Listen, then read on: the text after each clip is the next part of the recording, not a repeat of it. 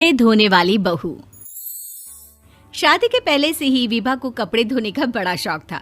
कभी नल के नीचे तो कभी तालाब के पास। अरे मेरी नीली वाली लुंगी नहीं दिख रही है। विभा की अम्मा कहाँ रखी है लुंगी? अरे वो तो विभा ने परसों ही धोकर रखी थी आपकी अलमारी में, देखो वहीं होगी। वो ना मैंने आज धो दी, मुझे लगा कि गंदी हो गई होगी। अरे कैसे गंदी हो गई थी, उसे तो मैंने पहना भी नहीं। हे भगवान, इस लड़की के कपड़े धोने की आदत से परेशान हो गया हूँ मैं। जितना तो घर में राशन नहीं आता उससे कहीं ज्यादा डिटर्जेंट पाउडर का खर्चा है। इसकी शादी करवा दो, शादी जाए अपने घर में ही करे काम, फिर चाहे घर के कपड़े धोने हो या पूरे गांव के। हाँ ठीक बोल रही हो, देखता हूँ मैं कोई लड़का। वो दिन भी आ जाता है जब विभा को देखने लड़के वाले आ जाते हैं। लड़की मुझे अच्छी लगी। होने वाली सास कहती है, बेटी अगर कुछ पूछना है तो पूछ लो। वैसे तो हमारी लड़की बहुत ही शर्मीली है, जो बोल दो वो मान लेती है, इसे क्या पूछना होगा। अरे कैसी बात कर रही हो माँ, मुझे इन लोगों के घर रहना है, सवाल तो कई है। हाँ हाँ बेटा पूछ लो ना, क्या पूछना है। आप लोगों के घर कपड़े कौन धोता है? सास का मुंह बन जाता है। देखो अगर तुम ये कहना चाहती हो कि तुम्हें कपड़े धोने नहीं आते तो सुन लो, कपड़े मैं ही धोती हूँ, लेकिन तुम्हारे आ जाने के बाद मैं रुमाल तक नहीं धोऊंगी। अरे चुप रहना भाग्यवान, बहू बेचारी घर आई नहीं, उसे डराना शुरू कर दिया। वो क्या है ना बिटिया, अभी तक तो ये कल्लू की माँ ही धोती थी, लेकिन अब तुम्हारे पापा तो दहेज में वॉशिंग मशीन देंगे ही।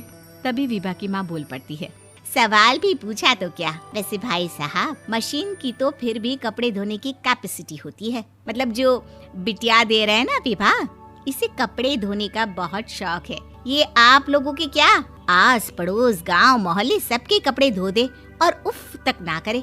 बाहर देखा नहीं आपने कितने कपड़े सूख रहे हैं, सब हमारी बिटिया ने ही तो धोए हैं। बस भी करो ना माँ, शर्म आ रही इतनी तारीफ सुनकर।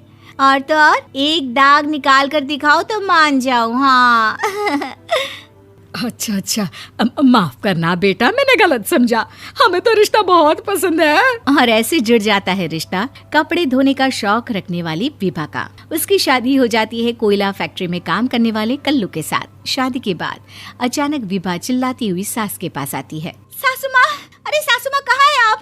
ये तो धोखा है, धोखा दिया आप लोगों ने मुझे। इसे ससुर के चक्कर के बारे में पता चल गया। अरे तो उसमें तुझे क्यों धोखा मिला है? अरे नल में पानी नहीं आता, कपड़े कैसे कब धुलेंगे?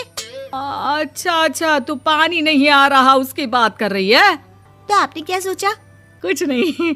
अच्छा तेरी माँ ने कहा था कि कपड़े धोने का शौक है तुझे, याद आया मुझे। शौक बोलकर कपड़े धोने वाले मेरे जुनून को कम ना आके सासू माँ, कपड़ा धोना मेरा गुरूर है। तभी पति भी वहाँ आ जाता है। अभी मैंने इसे सनी देओल की फिल्म दिखाई है, उसी के डायलॉग मार रही है माँ। अच्छा सुन, साफ साफ बता रही हूँ, पानी सुबह 4 से 6 और शाम को 10 से 12 आता है, समझी? विभा टाइमिंग सुनकर हैरान हो जाती है। ये क्या भूतों का मोहल्ला है? सुबह 4 बजे उठकर कौन कपड़े धोता है? 4 बजे टंकी में पानी जाता है, फिर सारा दिन धोना ना, किसने मना किया? अरे कैसी बात कर रही हैं? 200 लीटर की टंकी में कितने कपड़े धो लूंगी मैं, सुबह ही उठ जाऊंगी मैं। अब क्या था, विभा सुबह 4 से लेकर रात के 12 बजे तक कपड़े ही धोती रहती। एक रोज सास पड़ोस से निकलकर कहीं जा रही होती है कि साथ वाली कहती है, हाँ कल्लू की माँ, जरा ये बताओ कि 2 साड़ी है, 2 ब्लाउज और एक पेटीकोट और एक नाड़े वाला लंबा कच्छा। हाँ तो? अरे तो क्या, कितना लोगी धुलाई ये बताओ। धोबन दिख रहे हैं हम क्या?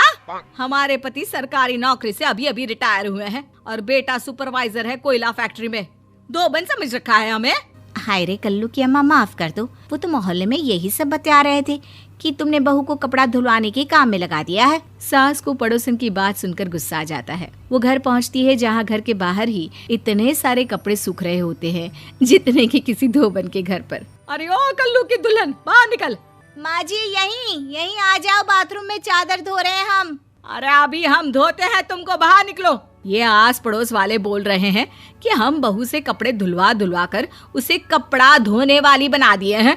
अरे छोड़ो ना माँ जी, किन लोगों की बातों में आती हो? आस पास के लोगों का तो काम ही होता है कि वो किसी तरह सास बहू को लड़ा दे।